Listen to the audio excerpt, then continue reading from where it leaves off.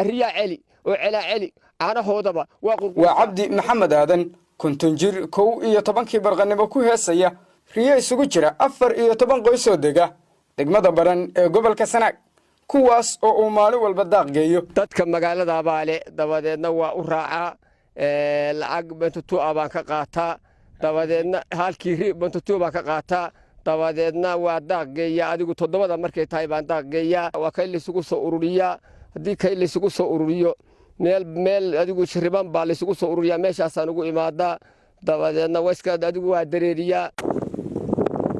inta uusan la dareerin subaxdii ayaa reerayowgu meel isugu keenan riyahan oo u badan qaafil aan lahayn sumad lagu aqoonsado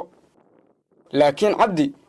mid kaga maqaldanto labada tiro ee uu la joogo maya sumadi ma jiro wax sumada ma jiraan ku kala garanayo waxaan ku kala garanayaa lix jecla anigu aan moogta xagee ka qabo oo neef walba aan garanayo sidaas aan u kala garanayaa haddii neef walba neefkii mar haddaadan marka hore aadan garanay deganaba meesid marka waa ay kala tirsan yihiin markii sidii la igu keenay baan oonaya waa kala soocayaa subaxdii waxaan oonaya neefka hebela baa maqan neefkaasa maqan reerkaasa arigoodii maqan yahay xagee jira goortii dumarku ii keenaan inoo riyuhu badan yihiin oo meel la isugu keeno aan isdhex taago baan sidaa u garanayaa waxaan oranayaa neefkaasa maqane soo qabta halkii ri waxa uu maalintii ku raacaa 0.2 waa lacag u dhiganta 8,000 oo shilinka Soomaaliga ah laakiin haddii neef ka mid ah arigan uu lumo ama bahal ku cuno waxa looga fadhiyaa beddelka neefkaasi oo qiimo ahaan aan ka yarayn $50 dawaco way igu cuntay dabadeed adigu qayb baan bixiyay adigu markii dambe qayb hadda waa la iska soo celiyo neef baan soo kaxay markii dambe neefkoodii baan u keenay baadiyaan ka doonay neef riya baadiye ii joogo 5 neef oo aan leeyahay baan soo neef ka soo kaxayay ceesaantoodii fartaan ka saaray waa la sheegtay ha 9 saac oo ay ka mid yihiin kuwa ugu kulul maalinta ayuu sidan u dhex taagan yahay meesiga uu la soo jarmaaday weli inta riyaha raacayay anigu ul aan qaatay ma jidho waxa weeye usha riyaha waa ka daayay waxaan uga daayay galaameen baa riyaha ku ilaashaa istiicaanihii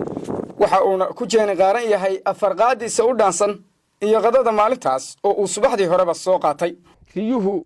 haddee iska ilaali ma aha khayaama riyaha lagu ilaaliya haddaadan khayaamayn waa khayaamaya hadba jeex baan ku jeediyaa marba dhinac baan ka maraa marba waa soo jeediyaa khayaamadaasaan ku ilaaliyaa hadba meel baan ku jeediyaa oodka qaadka hangoolkii meel halkeedu ii yaal waa sitaa waddansaa uga qaadaya meesha oodka qaadkale waa ka qaadaya dheeli riyaha gabalku ilaa u dhacayo ilaa waagu baryaayo ama waa hor taaganahay ama waa dhex taaganahay ama xag salaadii asar galabtiina xagga dambaa ka jooga salaadiina waa hor taaganahay cabdi shaqadiisan imtixaan uma gelin shahaadona laguma xirin mana jiro heshiis qoran oo laga saxiixay laakiin waxa uu dareensan yahay mas'uuliyadda saaran midaas oo uu kala soo baxo nolosha qoyskiisa maxamed xasan dhalo degmada baran